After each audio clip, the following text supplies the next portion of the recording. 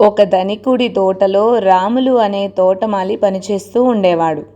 ధనికుడు దుర్బుద్ధి కలవాడు. ఆయన కొడుకు తండ్రి అడుగుజాడలలో నడుస్తూ చిన్న చిన్న దొంగతనాలు చేసేవాడు. వయస్సు మళ్ళిన రాములు అలాంటి వాళ్ళ కింద పనిచేసేవాడు. ఇంతలో ఒకనాడు తోటలో పని చేసుకుంటున్న రాములు వద్దకు ఒక మనిషి వచ్చి, మీ మేనత్త చనిపోతూ మీ పేర 100 రూపాయలు ఇచ్చింది, ఇదిగో సొమ్ము, జాగ్రత్తగా పెట్టుకో అని చెప్పి వెళ్ళిపోయాడు. రాములు మర్నాడు తన యజమానికి చెప్పి తన గ్రామం వెళ్ళి ఆ సొమ్ముతో బ్రతుకుదామని, దాన్ని తన పాకలో దాచడం క్షేమం కాదని తోటలోనే ఒక చింత చెట్టు తొర్రలో దాచాడు. ఇది యజమాని కొడుకు కంటపడింది.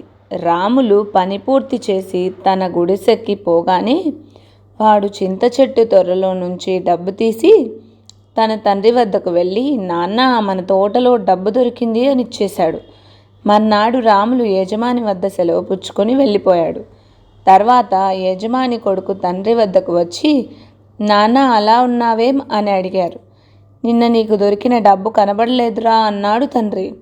దాన్ని ఎక్కడ పెట్టావేం అని కొడుకు అడిగాడు. తోటలో చింత చెట్టు తొర్రలో అన్నాడు తండ్రి. అప్పుడు కొడుకు అవాక్కైపోయాడు. జరగని మోసం కథ పేరు. ఈ వీడియో నచ్చితే కనుక తప్పకుండా లైక్ చేయండి, షేర్ చేయండి, సబ్స్క్రైబ్ చేసుకోండి. Thanks for watching this video. Please do like, share and subscribe.